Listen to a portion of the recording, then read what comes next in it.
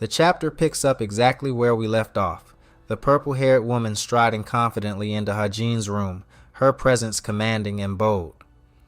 Behind her, Manhwa, his servant, still clutches her cheek, red from the slap she received earlier. The atmosphere is tense, the room shrouded in silence as Hajin's mind races with questions. Who is she? He ponders, his eyes narrowing with suspicion. The woman strolls forward, her heels tapping lightly against the wooden floor. She muses, her gaze sweeping over him as she passes. A hint of amusement flickers in her eyes. You look better than I thought, she remarks casually, flicking her hair back behind her ear. Hajin, instinctively clutching his chest, watches her with guarded eyes. He pulls his robe tighter over his body, masking his unease. What? Think, Chun Hajin. Find a way to get out of this situation, he urges himself internally, his mind working at a feverish pace. The woman, still gliding across the room, flicks her wrist gracefully. Are you going to keep me standing? I want to drink a cup of tea, she says nonchalantly, her voice dripping with entitlement.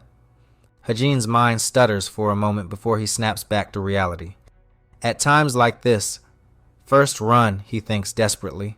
Without a second thought, he shouts, I'm sorry, but I have somewhere I need to be urgently, and bolts for the door. Before he can reach it, her voice rings out, sharp and clear. Where are you going, third young lord? She questions. Her fingers snap with precision, and instantly, two towering figures appear before him, blocking his escape. Clad in dark robes, their eyes are black as midnight, their forms massive and imposing. They stand still as statues, gazing down at him with eyes devoid of emotion. Hajin skids to a stop, heart pounding. His eyes flicker between the two guards and the woman still standing behind him. A grin curls on her lips as she walks forward. I'm going to have a deep conversation with the third lord, she announces smoothly, turning her gaze to the two towering men. I don't know how long it'll take, so stop all those who approach here. The guards bow their heads deeply. We will heed your command, they respond in unison, voices low and thunderous.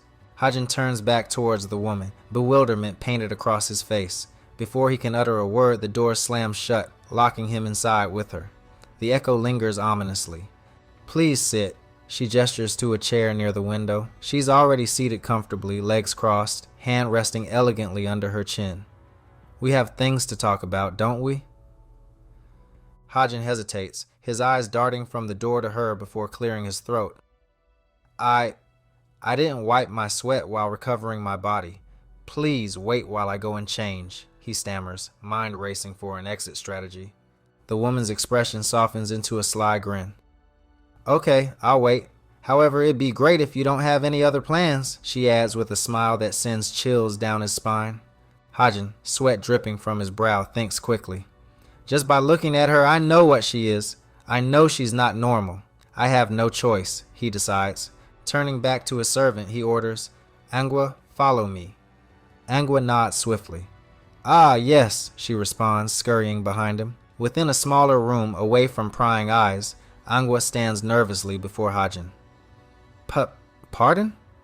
You're asking me who that person is? She stammers, her eyes wide with disbelief. Hajin leans back, arms crossed, his gaze cool and calculating. You see, after I woke up from the CHI blockage, my head hurts. I think there's a problem with my memory, he lies effortlessly. Manhwa's expression drops, sorrow pooling in her eyes. Young lord, you can't pass away, she whispers, her voice cracking with emotion. Tears well up as she clutches her chest. The sight baffles Hajin. Why would I die? It hasn't even been that long since I woke up, he responds bluntly, eyebrow raised. Regaining her composure, Manhwa finally speaks. Her name is Hong Yurin, she explains. She's affiliated with the Religious Internal Alignment Facility. She's the daughter of the Juksa family within the demon cult. Strong enough to be called the most talented disciple, she is respected by the demonic cult chief. As she speaks, a visual of Hong Yurin appears, clad in flowing robes, her purple hair surrounded by a faint, ethereal purple aura.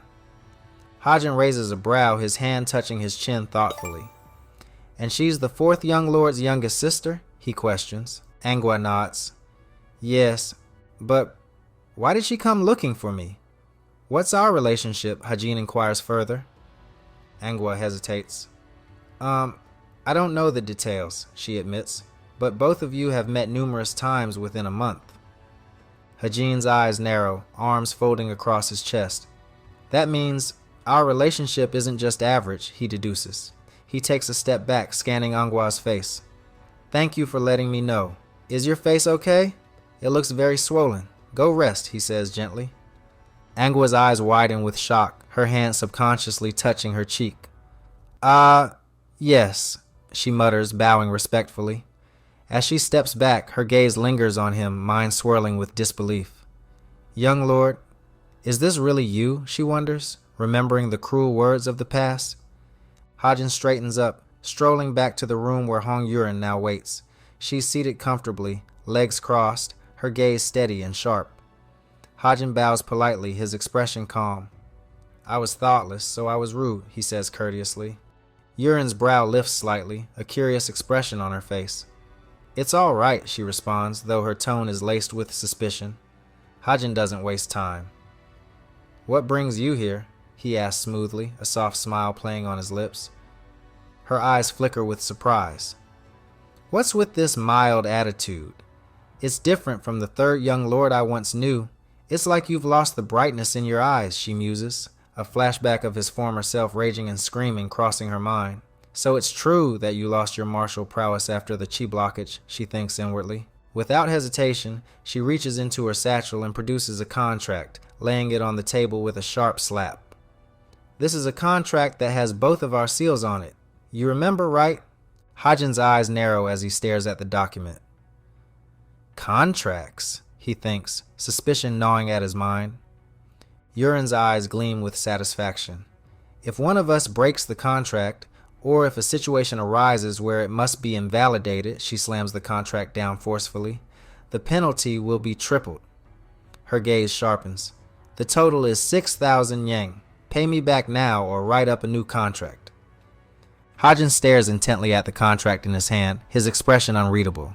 Yet behind his eyes, thoughts whirl like a storm. Using the excuse of Seoryang's chai blockage, she made herself the victim, nullified the contract, and now wants to take back her money, he reflects.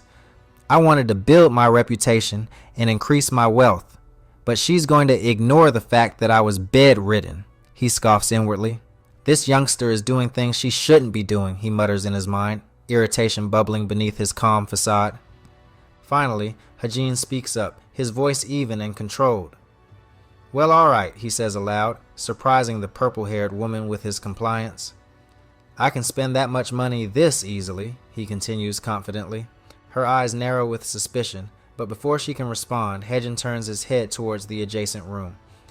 Angwa, prepare the brushes, paper, and ink, he calls out firmly. Yes, young lord, Angwa responds obediently, her voice echoing back from the hall. Hajin's thoughts whirl as he waits, his eyes still locked on the contract. It doesn't matter if she's doing something bad. It has nothing to do with me. First, I should do what she wants, since I'm going to be leaving this place anyway, he reasons. He picks up the brush, ready to sign the freshly drawn up contract. Opposite him, the purple-haired woman sits casually, legs crossed, her eyes observing him with an almost predatory interest. Her hands are neatly folded, a small smile playing on her lips. She watches in silence, her mind churning with thoughts. For someone who's the third young lord, to recklessly write a contract. He wasn't smart to begin with, but isn't this a bit too reckless? She muses inwardly, lips curling with amusement. Breaking the silence, she chimes up, her voice lilting with false innocence. Ah, one more thing, she says, drawing Hajin's attention. He glances up, pausing his writing. If you can't pay me back, she continues, her eyes narrowing with delight, you'll have to come when I call for you, like a loyal dog. Her words hang heavy in the room, dripping with condescension. Hajin's eyes harden, his grip on the brush tightening slightly. She's going to treat this body like a dog? This child is getting on my nerves, he seethes internally, but outwardly his expression remains calm. Is that all? Hajin asks coolly, completing his signature with a final stroke. The purple-haired woman rises gracefully from her seat, strolling confidently towards him as he stands there, the contract still in his hand. The contract will end when I receive all the money, she declares, her voice lilting with satisfaction. Until then, we should respect each other since we're both contractors, right? She smirks, casting him a playful glance. Hajin's eyes flicker toward her, the edges of his lips curling into a smirk. Respect, huh? He echoes, his tone dripping with sarcasm. You want me to be respectful while handing over this kind of contract? He scoffs. Her confidence falters for a moment, her eyes blinking in confusion. What? She stammers, her previous arrogance slipping. Hajin, now folding the contract, turns towards the adjacent hallway. Angwa, go out and bring the commander of the royal guards, he commands. Yes, young lord, Angwa responds swiftly, bowing her head before rushing out. A bead of sweat trickles down the purple-haired woman's cheek. Her eyes dart nervously.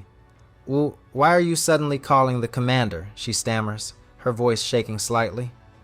Moments later, the door slides open smoothly, and the commander of the royal guard strides in, bowing deeply, his fists pressed to his chest. The divine cult is undefeated. I bow to you. I greet the third young lord, he declares with reverence. Why did you call for me so urgently? Hajin, standing calmly before the purple-haired woman, turns slightly to the commander. Prepare a carriage. I have somewhere I need to go, he says firmly. The commander straightens slightly, confusion evident on his face. Third young lord, I know it isn't my place to speak, but the current state of your body is... Before he can finish, Hajin cuts him off sharply. I'm going to the demon lord, he shouts, his voice unwavering. Prepare a carriage and send word to the demon lord's palace. Say that the third disciple wishes to see the master. The purple-haired woman's eyes go wide, realization dawning upon her face. Panic flares in her eyes. The commander bows low. I understand. I will send word to the demon lord's palace. When permission is granted, I will prepare the carriage. Third young lord, she cries out, voice shaking. Hajin turns back to her, his expression nonchalant. What are you doing? I should also fight back. Let's go see if this contract is fair for the demon lord, he smirks, his tone dripping with mockery. Her face drains of color. Third young master, are you saying we should die together right now? Just what do you want to hear from the demon lord? She shouts, fear evident in her trembling voice. Hajin folds his arms casually, the contract still held firmly in his grip. Is there a problem? He asks with a mocking smile. She stumbles back, her hands trembling. If the demon lord knows you made a contract with me, you won't be safe either, she screams, desperation seeping into her tone. Hajin shrugs, his expression indifferent. You're right. If he knows about this, I'll also be scolded. I might even be exiled since I lost my martial prowess. But that's just what will happen to me. His eyes narrow, locking onto hers. But what about you? Everyone in the world knows your family is amazing, but that excuse only works in some cases. The worst case scenario for me is exile. But for you, you won't be excused from imprisonment for the sin of raising their daughter poorly. The Juksa family will, of course, be stripped of everything. Her face blanches, beads of sweat forming as the reality of his words sets in. Her mind floods with images of her family home engulfed in flames, their wealth and status obliterated. Words catch in her throat, too stunned to speak. Hajin turns sharply, heading toward the door with the contract still clenched in his hand. I'll be going now. It's time for my walk, he calls back coolly. Wait, she shouts, raising a trembling hand. Hajin stops, glancing back over his shoulder, eyes calm and collected. Do you not want to become the supreme leader? She asks, desperation coloring her voice. He chuckles dryly. Supreme leader? With this body? How ridiculous, he replies, moving closer to the door. Didn't you come here knowing I have no chance? Her voice cracks. What do I need to do? She shouts. Hajin raises an eyebrow, his hand on the doorframe. What are you talking about? He asks casually. She lowers her head, sweat dripping from her brow, voice trembling. So that you don't go to the demon lord. What do I have to do? She whispers. Without missing a beat, Hajin extends the contract in front of her, his hand unwavering. Rip this contract with your own hands, he says firmly, his voice echoing in the stillness of the room. Chun Hajin's cunning maneuver has flipped the script. With the threat of facing the demon lord, Yurin is backed into a corner, forced to confront the brutal reality of her scheming. but will she rip the contract and submit or challenge the third young lord's audacity?